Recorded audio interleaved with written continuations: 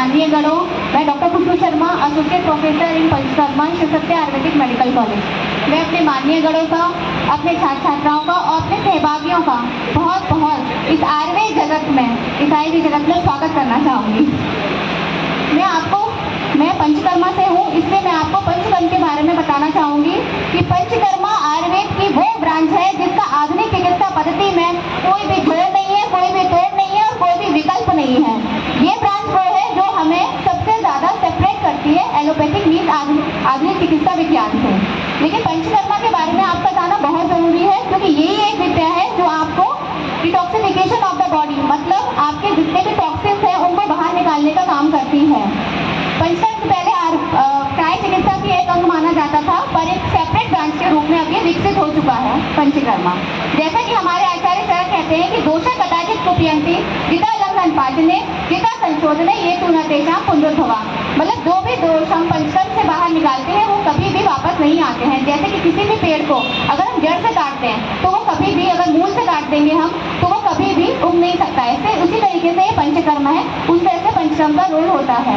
पंचकर्म वैसे तो 3 भागों में डिवाइड होता है, जैसे पूर्व कर्म, प्रधान कर्म और पश्चात कर्म। लेकिन आजकल मैं प्राइवेट प्रैक्टिस के या अपनी प्रैक्टिस के बारे में बताना चाहूँगी कि सबसे ज़्यादा जो मेन चीज़ है कि लोगों में ये भ्रांति है, कोई भी पेशेंट हमारे पास आता है तो वो ये कहता है कि हमने तो भाई मसाज कराई है तो हमने तो पंचकर्मा करा लिया है। मसाज पंचकर्मा नहीं है।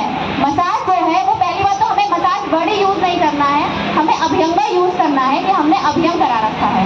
ठीक है, हमें तो ये यूज़ ही नहीं करना, हम तो अभ्यंग करते हैं, हम तो करते ही नहीं है हम तो मसाज करते ही नहीं है। और अगर वो मसाज कह भी रहा है तो हमें उसे बताना है कि आपने पूर्ण कर्म कराया है। मसाज जो अभ्यंग शोधन है वो पंचकर्म का पूर्ण कर्म है। मेन है शोधन, जिसमें वमन, विरेचन, वस्ती, नस्य, रक्त मोक्षण आते हैं। जब तक ये नहीं होगा तब तक पेशेंट को कभी भी आराम नहीं होगा, क्योंकि ये है शोधन जो डिटॉक्सिफिकेशन के लिए यूज होता है। बाकी मैं आपको पूर्व कर्म के कुछ कर्म बताना चाहूँगी जो हमारे माइनर प्रोसीजर है जो हम हमेशा यूज कर सकते हैं, जिसमें मेन है हमारी शिरोधारा।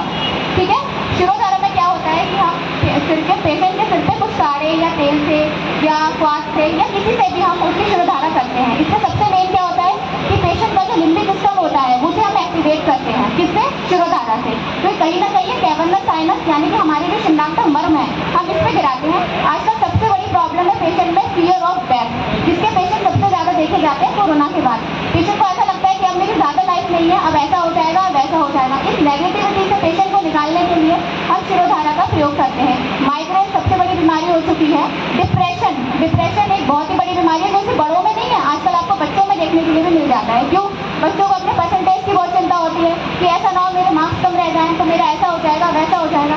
इन सब चीज़ों के लिए शिरोधारा बेस्ट प्रोसीजर है। और मैं कहना चाहूँगी कि सिर्फ आपको फिजिटिस्ट मिलेंगे और पैथियों में, मैं किसी पैथी का नाम नहीं लेना चाहती, मैं बताना चाहती हूँ जैसे कि हमारे सर ने बताया अभी, लेकिन ये पैथी ऐसी है कि जड़ से खत्म करेगी आपके हर स्ट्रेस को। और ये सिर्फ इन्हीं के लिए नहीं है, जो पेशेंट जैसे कि हमारे आयुर्वेद में बहुत चीज़ें कही जाती हैं कि ये सिर्फ स्वास्थ्य की रक्षा भी करता है, आतुर के विकार का प्रशमन ही नहीं करता है। तो हमें पंचकर्म हमेशा ही कराते रहना चाहिए, जिससे कि हमें आगे रोग हो ही ना। ऐसा हमारे आचार्यों ने बताया है आयुर्वेदा के बारे में, और आयुर्वेदा के सिद्धांत पर ही हमारा ये पंचकर्मा वर्क करता है।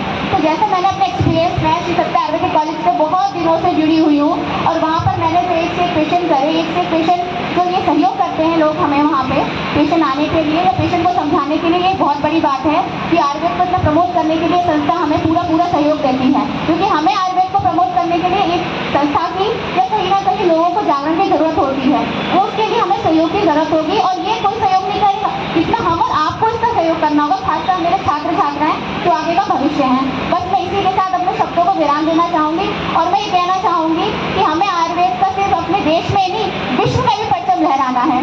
धन्यवाद। बहुत बहुत